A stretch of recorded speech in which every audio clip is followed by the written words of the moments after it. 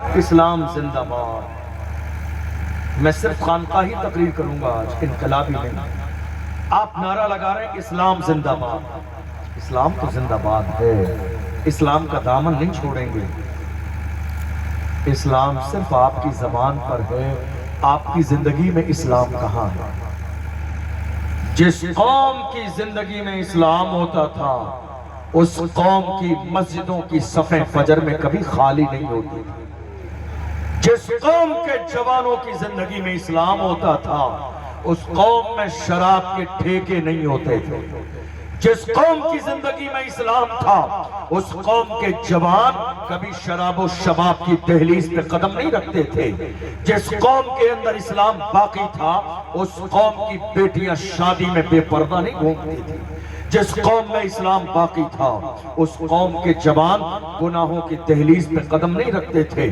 جس قوم میں اسلام باقی تھا وہاں لوگ نہ غیبت کرتے تھے، نہ حسد کرتے تھے، نہ ایک دوسرے کے خلاف سازش کرتے تھے، نہ کسی کی زمین دباتے تھے، نہ کسی کا مال دباتے تھے، نہ کسی کے لیے برائی کرتے تھے، نہ اپنے مسلک کے غدار ہوتے تھے، نہ اپنے علماء کی غیبت کرتے تھے چائے کے ہوٹل پر بیٹھ کر۔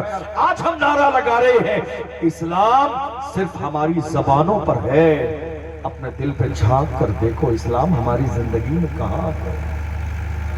کہاں ہے اسلام ہماری زندگی؟ جس قوم کا بیٹا 2 سال 3 سال کا بچہ ہمارے یہاں جب رونے لگتا ہے تو ماں اس کو خاموش کرنے کے لیے موبائل میں گانا لگا کے دے دیتی ہے اور ایئر فون اس کے کانوں میں لگا۔ کہاں ہے اسلام؟ جس قوم کی جوان اولاد ماں باپ کو گھر سے باہر نکالنے لگے، کہاں ہے اسلام؟ جس قوم کے اندر مسجدوں کا گاؤں دیہات میں حال یہ ہو جائے کہ امام مسجد جماعت کرنے کے لیے 2 بندوں کے انتظار میں بیٹھا رہے اور جماعت کا وقت ہو جائے وہ تنہا نماز پڑھ کے اپنے حجرے میں جائے۔ غور کرو اپنے گریبان میں جھانک کر، اسلام کہاں ہے؟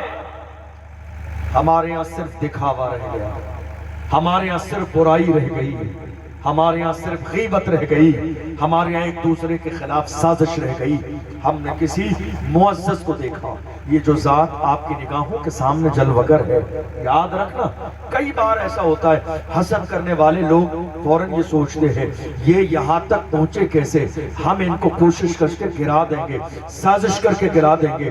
میں ان سے کہتا ہوں نادان، یہاں تک پہنچنے کے لیے کسی بھی شخصیت کے پیچھے جتنی قربانیاں ہوتی ہیں تم قربانیاں نہیں جانتے ہو، کسی شخصیت کو کرسی پہ بیٹھا جانتے ہو، یہاں تک پہنچانے والی اشرف جیلانی کو یہاں تک پہنچانے والی ذات میرے رب کی ہے۔ یہاں تک پہنچانے کے لیے مصطفیٰ جان رحمت نے نگاہ کرم فرمائی ہے۔ تم 1000 بار کوشش کرتے رہو، حسد کرتے رہو، برائی کرتے رہو، مگر یاد رکھنا یہ جو شہزادہ ملک کے کونے کونے میں شان و شوکت کے ساتھ سفر کرتا ہے انشاءاللہ جب تک سانس چلتی رہے گی سفر کرتا رہے گا۔ تم نے کیا سوچا ہے سازش کر کے دبا دو گے؟ یاد رکھنا ہم تو کہتے ہیں نادان کو اس بات کا بالکل نہیں پتا۔ وَتُعِزُّ مَن تَشَاءُ وَتُذِلُّ مَن تَشَاءُ، اللہ کے حضور یہ ہوتا ہے فیصلہ۔ وَتُعِزُّ مَن تَشَاءُ وَتُذِلُّ مَن تَشَاءُ۔